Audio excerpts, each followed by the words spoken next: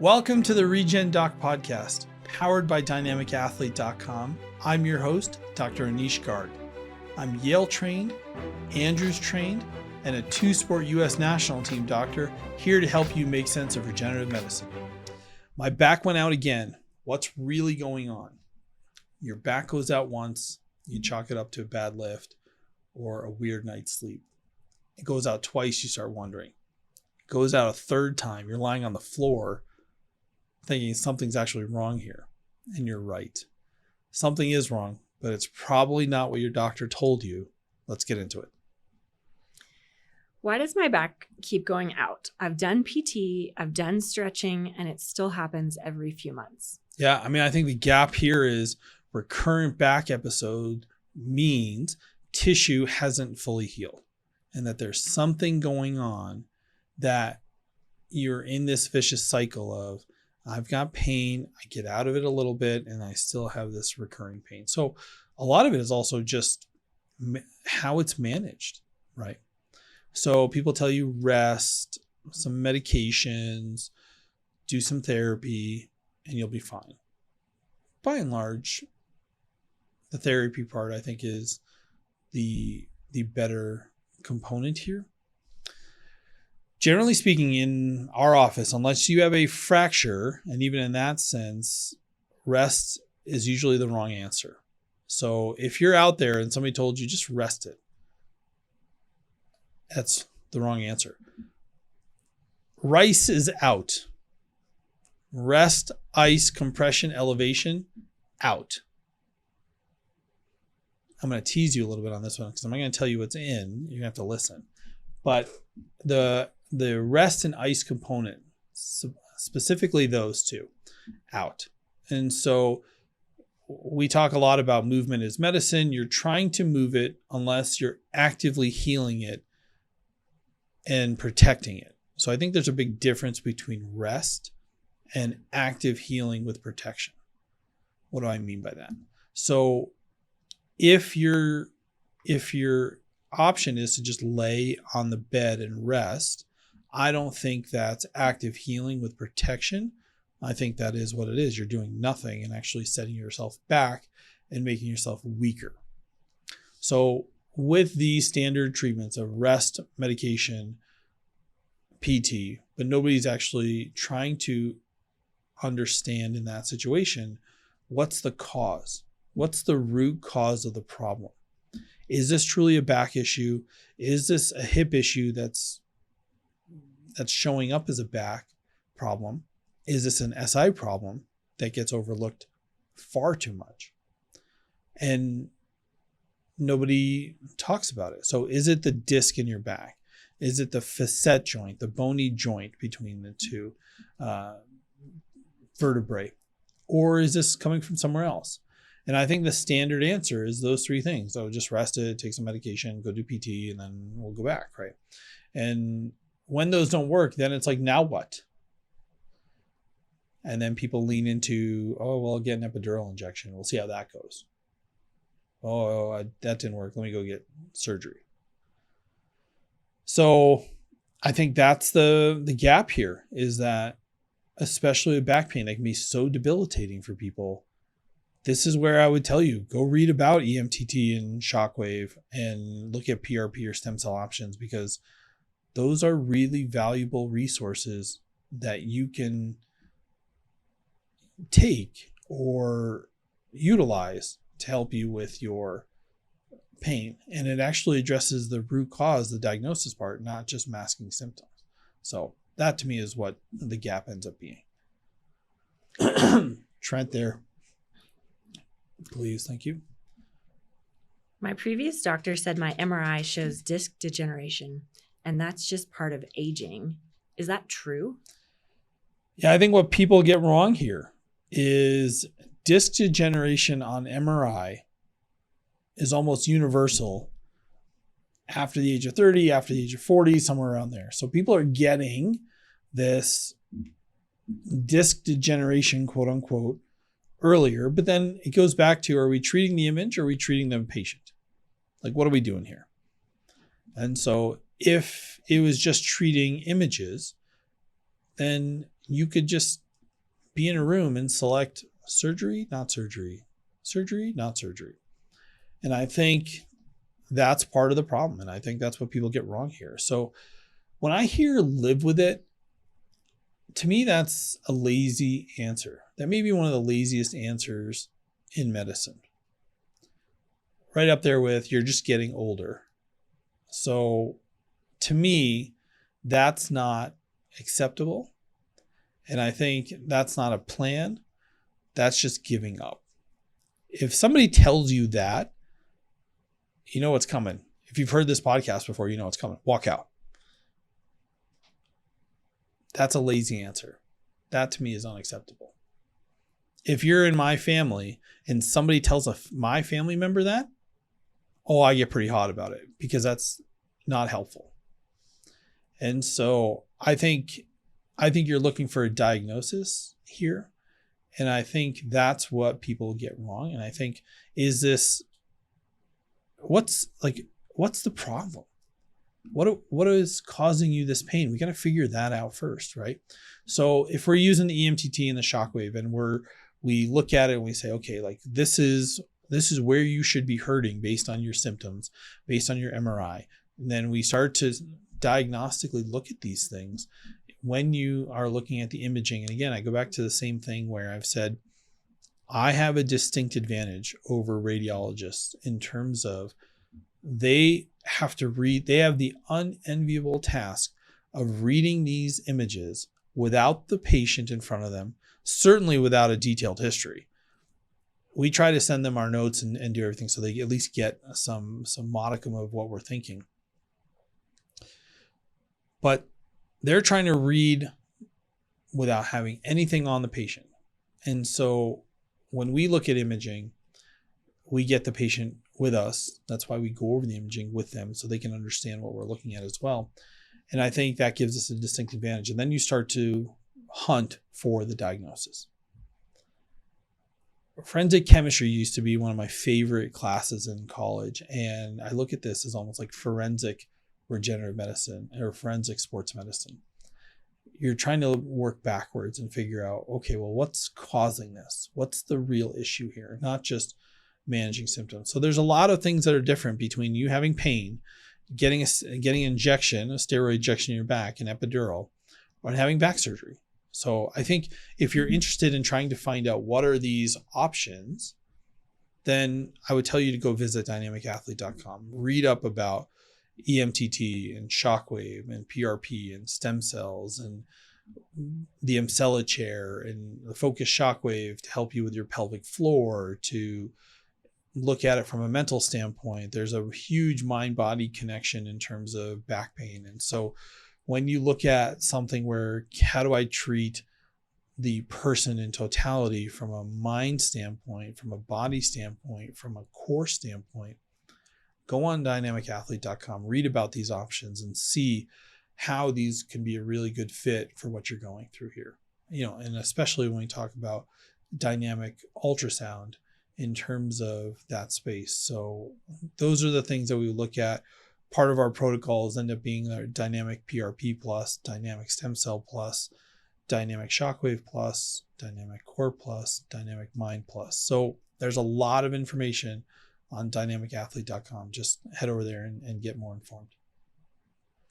So how do I figure out what's actually causing my back pain and fix it for good? Yeah, I think it goes back. I think what really matters here is exactly that question.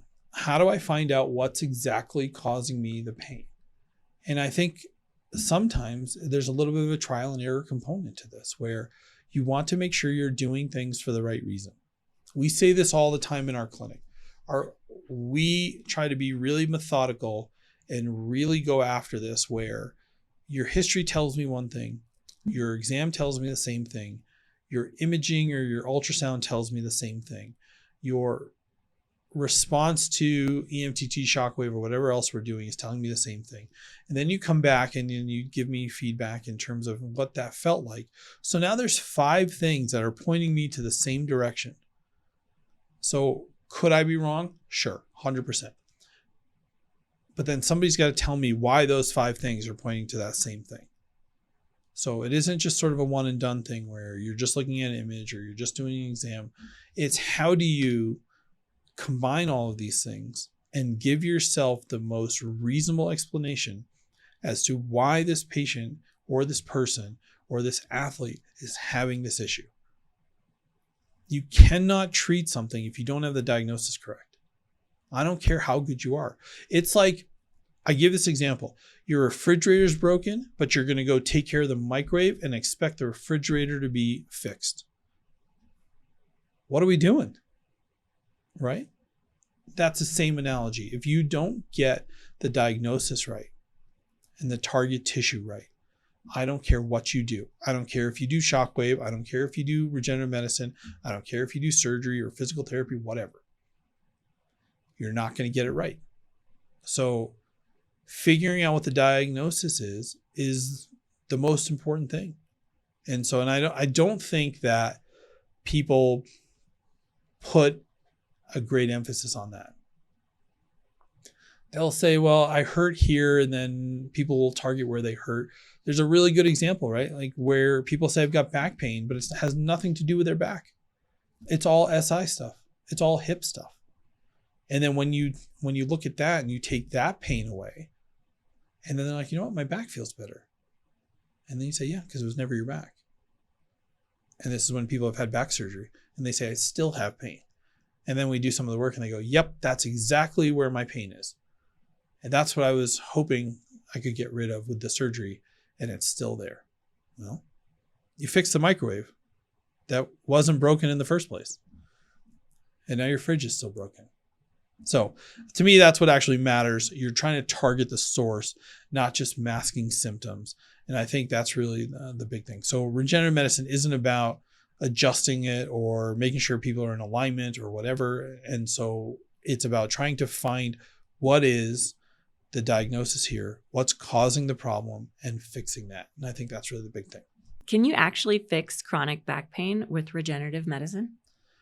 Yeah, I mean, I think this is sort of from a patient experience standpoint. I'll tell you about a young boxer that we saw. Tall fella, super in shape, had a discectomy. So fancy way of saying they took a little piece out of the disc in his back and still had pain. He's like, I can't do what I want to do. I can't compete. I can't train.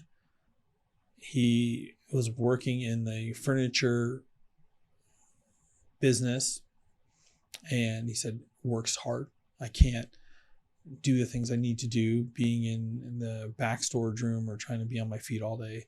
He's like, I'm debilitated. I'm 24 years old. They took a piece of my disc out. They said it was going to help and it didn't do anything. So we started doing some investigating and we started looking at it, and he couldn't hold his leg up to gravity when I laid him on his side and put his top leg up. And I said, just hold it here. And his leg would just drop. So now you've got this fit boxer, strong, can't hold his leg up to gravity with back pain, post-surgery. So then I stabilized his SI joint. And I said, okay, do it again. And now he's able to hold his leg up. And then I take away that stabilization and his leg collapses again. I said, you tell me why you can't hold your leg up to gravity. And he goes, I have no idea. And I said, could you tell a difference when we stabilize your back? And he said, yeah. And so you do an ultrasound and you start to see that there's a structural instability in his SI joint. And so we started to do a little bit of work with EMTT and shockwave and PRP and all of that. And stem cells. And so you look at this and you say, this is where the pain generator is, right? And so for those of you who are asking, what's an SI joint? It's a sacroiliac joint. And so it's the bottom part of your spine that is the in-between piece of your hips. Probably the best way that I can describe that. So you can imagine if there's a structural issue there, it's going to pull and recruit from your back and cause you back pain. So we address that And so we have this guy on the table and we're doing EMTT and shockwave prior to, whatever else we're doing. And he starts crying on the table.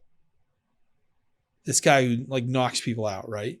On our table crying, sweating. And he gets on the table and I go, what's up? Like, what's going on? He goes, that's my pain. That's the pain that I've been trying to tell everybody. That's what my pain is. That's what my pain feels like. You just recreated that sensation where you were working, recreated what I was dealing with. Just bawling. And he's like, nobody would listen to me and kept telling me it was my back. And I was like, that doesn't feel like that's where my problem is. So can you fix chronic low back pain with regenerative medicine? And the answer is yes. I mean, that's the thing where if you're getting the diagnosis correct, there are some people who get PRP into the spine, into the disc. There's good evidence to show that that works too. So I think that's the super important component to this, that you have to get that diagnosis right. I would tell you to take your time with it. Back surgery is a big boy, big girl surgery, and you can't come back from it. No matter what surgery you get, you can't come back from that. So make sure that that's the right play. There's no downside from a regenerative medicine standpoint in that regard. It's only going to make the environment better. Even if you do it and say it doesn't work, quote unquote, you have done no harm. You've only enhanced that environment. So even if you do get surgery, you've now created a better environment for that surgery to take place. So I think that's really the big thing in terms of what the patient experience can be once you get the diagnosis right for back pain. What should I do the next time my back goes out instead of just waiting for it to pass? Yeah, I mean, I think what I do differently would be manage the acuteness of it. EMTT and shockwave work really great in that regard. They can actually speed up recovery. We're cutting injury time in most cases in half. So imagine this back pain that's going to cause you 3 to 6 weeks of discomfort, and you start to feel better every time you're coming in, and your back is feeling better by like a week, 2 weeks. Even if it's 3 weeks, you're on the shorter end of what that is. So now you've bought back 3 weeks of your significantly less pain in your back. And so that's what I would do. And then you're targeting, why does this hurt? What happened here? So first you're managing the acute symptoms, which is fine. We got to get you out of pain. And then we got to figure out why you're having the issue. So we see a lot of people that come in for both, either acute or chronic back pain. And it just sort of differs in terms of, was this an acute strain for something you pulled or when you're lifting or whatever happened, you deal with that. But structurally their integrity is stable. So you may not have to do PRP or stem cells or anything else like that. And so I think a lot of it is customizing and tailoring it to how do we get them back to what they need to do and what's going on with them. So I think that's really the big thing that I look at. If it keeps happening, I'd probably go get it looked at rather than just keep doing the same thing. I mean, I can't tell you how many times we get people in the clinic and go, yeah, this happens all the time. I just go to PT and then it fixes it for a little bit and then it comes back. Or I go and I get adjusted, or I go to the chiropractor and then it just comes back, right? So, and it's nothing against the PT or the chiropractor in that situation, right? They're doing what they're supposed to be doing and doing that the best way they can. Sometimes it's just, that's not what the problem is. Sometimes there's a structural problem that needs to be fixed through regenerative medicine. And then they go back to the PT or the chiropractor and then they continue about their way. So I think there's a time and a place for it. And I think if you're getting this repeated symptoms, I would take a look at it. And I think you're just treating patterns. Sorry, you're treating the flares and not treating the patterns. The pattern is sort of telling you what the diagnosis is. So the things I would sort of take away here is, if your back keeps going out, the tissue is not fully healed, you're just left in this pain phase. that's a different problem than what's being treated. Disc degeneration on the MRI, it's pretty paramount or pervasive, I should say. It's everywhere. So that's not necessarily a diagnosis. That's just